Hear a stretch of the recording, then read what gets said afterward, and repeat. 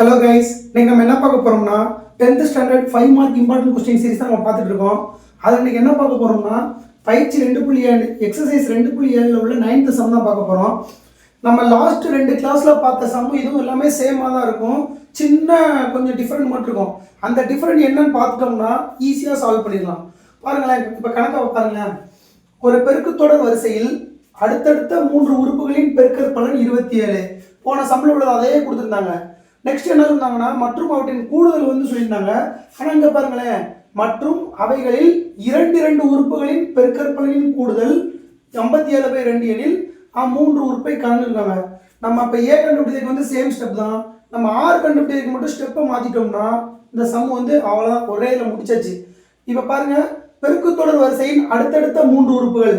பெருக்குத்தொடர் வரிசையின் அடுத்தடுத்த 3 உறுப்புகள் என்னது? போன கிளாஸ் சொன்ன பாருங்க, a/r, a, ar. இதே கூட்டுத்தொடர் வரிசைனா a-d, a, a+d. இதுதான் கூட்டுத்தொடர் வரிசையில் உள்ள அடுத்தடுத்த 3 உறுப்புகள்.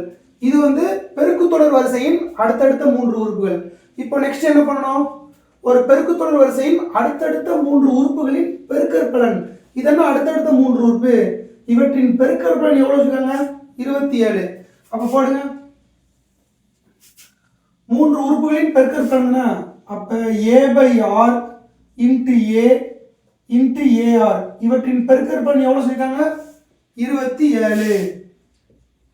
அப்ப இந்த ஆறு கேன்சல் ஆயிடுமா? மிச்சம் என்ன இருக்கும்? a × a, a² × a, a³. அப்ப a³ போடுங்க. a³ = 27. அப்ப a இந்த கியூப் இங்கிட்ட வரும், என்ன ஆகும்? கியூபிக் ரூட்ல வருமா? 27 வரும். அப்ப 27 ரூட் என்னது? 3. கியூபிக் ரூட் வந்து 3. ஏன்னா 3 9 9 3 27. எப்படி இருந்தாலும் ஒரு 3 வந்து வெளியே வரும். அதான் a = 3 போட்டாச்சு. நெக்ஸ்ட் என்ன சொல்லிருக்காங்க பாருங்க, நல்லா கணக்கு ரீட் பண்ணும். மற்றும் அவைகளில் இரண்டு உறுப்புகளின் பெருக்கற்பலன். அதாவது இந்த ரெண்டு உறுப்புகளின் பெருக்கற்பலன் கூடுதல், அவற்றின் கூடுதல் 57/2. அதாவது எப்படின்னா, இப்போ 5 7 4 வச்சுக்கோங்களேன். இந்த ஒரு 3 உறுப்பு இருக்கு. இந்த 3 உறுப்புல ஃபர்ஸ்ட் 5 7 பெருக்கிறணும். அவற்றின் கூடுதல் தானே, அப்போ ப்ளஸ் போட்டு நெக்ஸ்ட் 7 4 பெருக்கணும். 7 4 பெருக்கிட்டு ப்ளஸ் போட்டு 4 5 பெருக்கணும். அதுதான் அவங்க சொல்லியிருக்காங்க பாருங்க. மற்றும் அவைகளில் இரண்டு உறுப்புகளின் பெருக்கற்பலன். இரண்டு உறுப்புகளின் பெருக்கற்பலன்களின் கூடுதல். அவற்றின் கூடுதல் எவ்வளவு சொல்லுவாங்க? 57/2. அப்போ நம்ம அந்த ரெண்டு உறுப்பையா ஆட் பண்ணணும். நெக்ஸ்ட் பாருங்க, என்ன போட்டிருக்கு? அவர் இரண்டு உறுப்புகளின் கூடுதல்னா அப்போ a/r + a, சாரி a/r பெருக்கற்பலன் தானே, a/r × a + a × ar + ar × a/r. இவற்றின் பெருக்கற்பலனின் கூடுதல் எவ்வளவு இருக்காங்க? 57/2. இந்த ஸ்டெப் புரியுதா? ஒன்றும் இல்லை, இந்த இதில் உள்ள ஏதாவது ரெண்டு உறுப்பை பெருக்கிட்டு அது எல்லாத்தையும் கூட்டோம்னா 57/2 சொல்லுவாங்க. அதான் நான் ஃபர்ஸ்ட் என்ன ஃபர்ஸ்ட் 2 உறுப்பு எடுத்துக்கிறேன். ஃபர்ஸ்ட் 2 டேர்ம் என்னது? a/r × a. a/r × a எடுத்துட்டு கூட்டியிருக்கேன். அடுத்து a-வையும் a/ar எடுத்துட்டு கூட்டியிருக்கிறேன். அதுக்கடுத்து ஏஆரையும் a/r எடுத்து கூட்டியிருக்கிறேன். இவற்றின் கூடுதல் எவ்வளவு சொல்றாங்க? 57/2. நெக்ஸ்ட் என்ன பண்ணணும்? இப்போ a × a, a² r + a × a, a² r + a × a²r = 57/2. இப்போ இந்த ஆறு கேன்சல் ஆயிருமா? அதுக்கடுத்து இந்த கணக்கில் என்ன இருக்குது? இதில் a² இருக்கு, இதில் a² இருக்கு, இதில் a² இருக்கு. அப்போ என்ன பண்ணலாம்? a²லாம் தனியாக எடுத்துடலாமா? இப்போ a²லாம் தனியாக எடுங்க. a² வெளியே எடுத்தாச்சு. வெளியே எடுத்தா மிச்சம் என்ன இருக்கும்? இந்த இடத்துல 1 இருக்கும். அப்போ 1/6 ப்ளஸ் இந்த இடத்துல என்ன இருக்கும்? a² எடுத்துட்டோம்னா மிச்சம் 6 மட்டும் தான் இருக்கும். r ப்ளஸ் இந்த இடத்துல a² எடுத்துட்டோம்னா r அடிப்பிடிச்சு மிச்சம் எதுவுமே இருக்காது. அப்போ 1 இருக்குன்னு அர்த்தம். 1 சீக்கிரம் எடுத்துனா 57/2. நெக்ஸ்ட் என்ன பண்ணணும்? உங்களுக்கு a² தானே அங்க இருக்கு. a ஓட வேல்யூ தெரியுமா? தெரியும். அப்ப 3. அப்போ ஏ ஸ்கொயர்னா 3 square equal to 1/r plus r plus 1 equal to 57/2. இப்போ 3 ஸ்கொயர் வேல்யூ என்னது 9. அப்போ 9 equal to 1/r plus r plus 1 equal to 57/2. இப்போ இந்த 9 அங்கிட்டு கொண்டு போகலாமா? அப்போ 1/6 plus 6 plus 1 equal to 57/2 into 9. இப்படி எழுதியாச்சா? நெக்ஸ்ட் இது என்ன பண்ணணும்? இதுக்கு வந்து எல்சிஎம் எடுக்கணுமா மீச்சியம் எடுக்கணுமா? இதுக்கு மீச்சியமா எப்படி எடுக்கணும்? கீழே உள்ளது எல்லாத்தையும் மல்டிப்ளை பண்ணுங்க. இங்கே 6 இருக்குது, ஃபர்ஸ்ட் டேர்மில், ரெண்டாவது டேர்மில் 1 இருக்குது, மூணாவது டேர்மில் 1 இருக்குது, போட்டாச்சு. நெக்ஸ்ட் என்ன பண்ணணும்? இங்கே 6 இருக்கா? அப்போ இந்த இடத்துல 6 மட்டும் விட்டுருங்க. 6 மட்டும் விட்டு 1ஐயும் 1ஐயும் மல்டிப்ளை பண்ண எத்தனை 1. அந்த 1ஓட அந்த நம்பரை மல்டிப்ளை பண்ணுங்க, 1 தான் வரும். அப்போ ஃபர்ஸ்ட் இதுக்கு வந்து 1 ப்ளஸ் 1 இருக்குது. அப்போ 1 மட்டும் மறைச்சுங்க, நடுவில் உள்ள 1 மட்டும் மறைச்சுங்க. 6 இன்ட்டு 1 என்னது 6. 6 இன்ட்டு ஆர் 6 ஸ்கொயர். புரிஞ்சா? நெக்ஸ்ட் என்ன பண்ணணும்? 1 மறைச்சிருங்க. 6 இன்ட்டு 1 என்னது 6. 6 இன்ட்டு 1 6 சீக்வல் டு இதை அடி கொடுக்கலாமா? 3 9 1 3 3 மிச்சம் 2 9 3 27. அப்போ ஆன்சர் என்ன வரும்? 19/600மா? 2 3 6. நெக்ஸ்ட் என்ன பண்ணணும்? இதெல்லாத்தையும் பெருக்கி போடுங்க. 1 plus 6 square plus 6 divided by 6 equal to 19/6. புரிஞ்சா? இப்போ நெக்ஸ்ட் என்ன பண்ணணும்? இந்த 6 இங்கிட்டு பெருக்கிறணும், இந்த 6 இங்கிட்டு பெருக்கிறணும். அதை பெருங்க.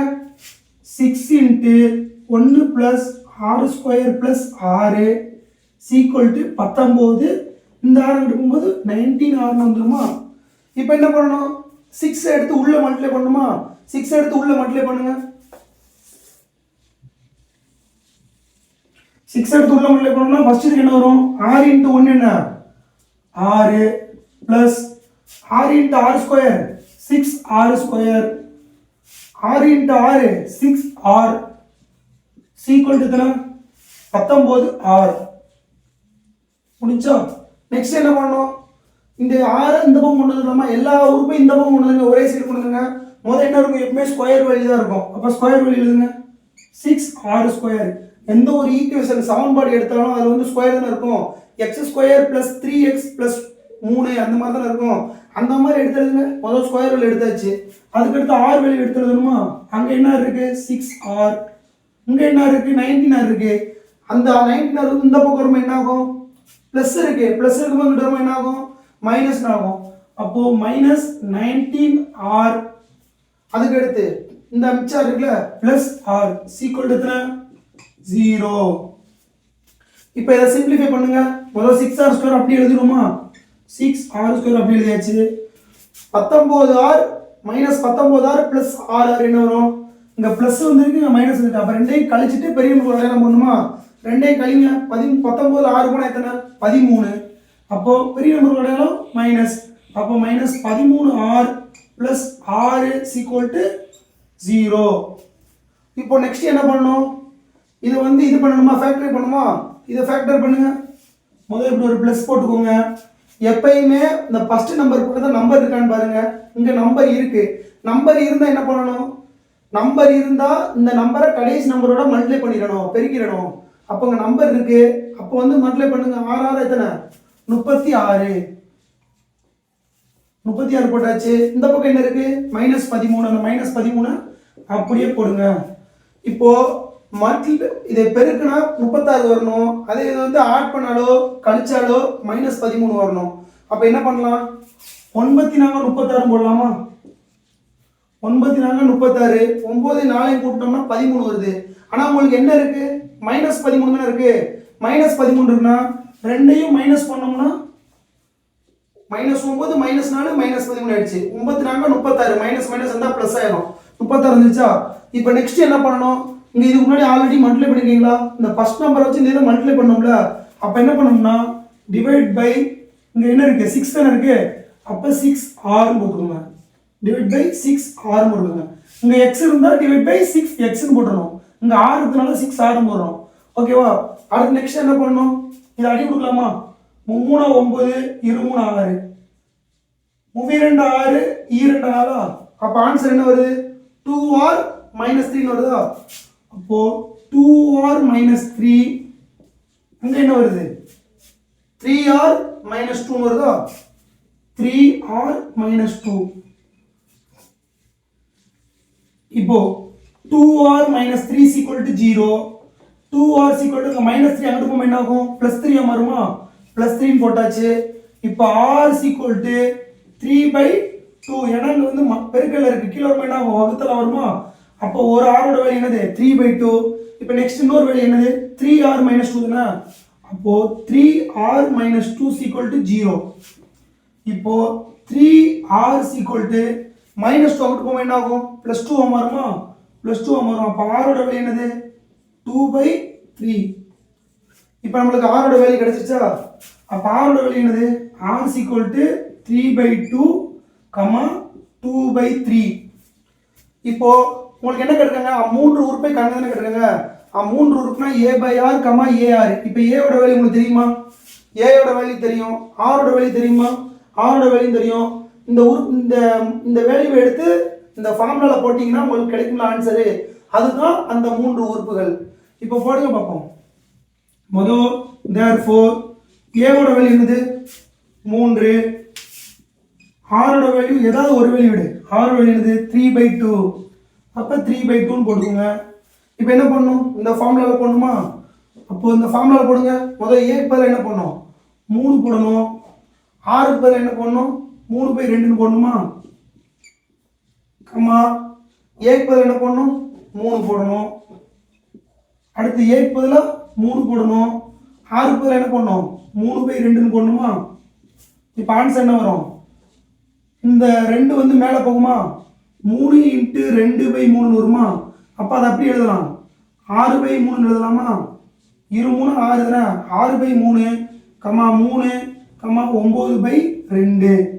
அப்போ இதோட வேல்யூ என்னது? 1 3 3 2 3 6. அப்போ ஆன்சர் என்னது? 2, 3, 9/2. இது வந்து ஃபர்ஸ்ட் மூன்று உறுப்புகள். இது என்ன? r ஓட வேல்யூ வந்து 3/2 தானே கண்டுபிடிச்சோம். இப்போ r ஓட வேல்யூ 2/3 கண்டுபிடிக்கணுமா? இப்போ therefore a = 3, r = 2/3. இப்போ இதுக்கு போடுங்க பார்ப்போம். இப்போ a ஓட வேல்யூ என்னது? 3. a ஓட வேல்யூ 3 போட்டாச்சு. r ஓட வேல்யூ என்னது? 2/3. நெக்ஸ்ட் a ஓட வேல்யூ 3, a ஓட வேல்யூ 3, r ஓட வேல்யூ 2/3. இப்போ இதுக்கு 3க்கு 3 கேன்சல் ஆயிருமா? இப்போ என்ன ஆகும்? இந்த 3 வந்து மேலே போகுமா? அப்போ 3 9/2, 3, 2. இப்போ ஒரு 3 உறுப்பு கிடைச்சா? அப்போ நீங்க என்ன எழுதணும் கடைசி? therefore மூன்று உறுப்புகள் முறையே 2, 3, 9/2 அல்லது 9/2, 3, 2. இவ்வளவுதாங்க இந்த கொஸ்டின். இந்த கொஸ்டின்ல நீங்க உங்களுக்கு வந்து குழப்புற ஒரே இடம் வந்து இந்த இடம் மட்டும்தான். இந்த இடம் என்ன நான் எக்ஸ்பிளைன் பண்றேன் பாருங்களேன். அவைகளில் 2 உறுப்புகள் 2 உறுப்புகளை பெருக்கற்பலனின் கூடுதல் தான் 57 பேர் இருந்தாங்க. அதாவது ஏதாவது 2 உறுப்பை பெருக்கி பிளஸ் போட்டோம்னா அதோட கூடுதல் தான் 57/2. அப்போ நான் ஃபர்ஸ்ட் இந்த 2 உறுப்பு எடுத்துக்கிட்டேன், மல்டிப்ளை பண்ணிக்கிட்டேன். அடுத்து பிளஸ் போட்டு அடுத்து இந்த 2 உறுப்பை மல்டிப்ளை பண்ணி பிளஸ் போட்டேன். அடுத்து இந்த உறுப்பை மல்டிப்ளை பண்ணி பிளஸ் போட்டேன். பிளஸ் போட்டோம்னா அதோட வேல்யூ தான் 57/2. அதுக்கப்புறம் நம்மளுடைய நார்மல் ப்ராசஸ் தான். இங்கே ஃபேக்டர் பண்ண கரெக்டாக தெரியணும். நெக்ஸ்ட் என்ன பண்ணணும்? இங்கே 6 வேல்யூ வந்து கரெக்டாக சப்ஸ்டியூட் பண்ண தெரியணும். இது தெரிஞ்சிச்சுன்னா இந்த கொஸ்டின் வந்து ஈஸியாக சால்வ் பண்ணிடலாம். இந்த மாடல்ல இருந்து ஒரு கணக்கு கேட்பாங்க. இந்த மாடல் என்னென்னா, கூட்டுத்தொடர் வரிசையில் அடுத்தடுத்த 3 உறுப்புகள், அடுத்து பெருக்குத்தொடர் வரிசையில் அடுத்தடுத்த 3 உறுப்புகள். அதே மாதிரி இந்த கணக்கு பெருக்குத்தொடர் வரிசையில் அடுத்தடுத்த 3 உறுப்புகள் மற்றும் அவைகளில் 2 உறுப்புகளின் பெருக்கற்பலன். இந்த கணக்கு மட்டும் கொஞ்சம் வித்தியாசமா இருக்கும். பட் ரொம்ப ஈஸியான கொஸ்டின் தான். ஜஸ்ட் அண்டர்ஸ்டாண்ட் பண்ணிட்டீங்கன்னா போதும். இந்த 3 கணக்குல இருந்து ஒரு கணக்கு வந்து கண்டிப்பாக இந்த குவார்டர்லி எக்ஸாம்லையும் பப்ளிக் எக்ஸாம்லையும் எதிர்பார்க்கலாம். ஏன்னா பசங்க வந்து இது பெரிய கணக்காக இருக்குது அப்படின்னு சொல்லி விடுறதுக்கு நிறைய சான்ஸ் இருக்குது. ஸோ அந்த சான்ஸ்லாம் நீங்கள் எதுவுமே கொடுக்காதீங்க. நல்லா பாருங்கள், கண்டிப்பாக உங்களுக்கு புரியும். இதுக்கு மீறியும் புரியலை அப்படின்னா எங்களை கமெண்ட் பாக்ஸில் கமெண்ட் பண்ணுங்கள். கொஞ்சம் வீடியோ பார்க்குறவங்க வந்து எங்கள் சேனலை சப்ஸ்கிரைப் பண்ணுங்கள். அப்போ தான் எங்களுக்கு வந்து அது கொஞ்சம் மோட்டிவேட்டாக இருக்கும். மோட்டிவேட் தான் நாங்களும் அதுக்கப்புறம் இன்றைக்கி ஒரு வீடியோ போடுறோம்னா இன்னொரு 10 நாள் கழிச்சு எங்களுக்கு சப்ஸ்கிரைப் ஏறிச்சு, லைக்கு போச்சு, வியூஸ் போச்சுன்னா எங்களுக்கு கொஞ்சம் மோட்டிவேட் ஆகும்போது ஒரு வீடியோ போடுற இடத்த வந்து 4 வீடியோ 5 வீடியோ ஒரு நாளைக்கு வந்து போடுறதுக்கு வந்து வாய்ப்பு இருக்குது. அது நீங்கள் சப்போர்ட் பண்ணுங்கள். சப்போர்ட் பண்ணிங்கன்னா கண்டிப்பாக நம்ம எல்லாருமே வந்து ஒன்றா முன்னேறலாம். அவ்வளோதான் ஃப்ரெண்ட்ஸ். தேங்க்யூ ஃபார் வாட்சிங். தேங்க்யூ.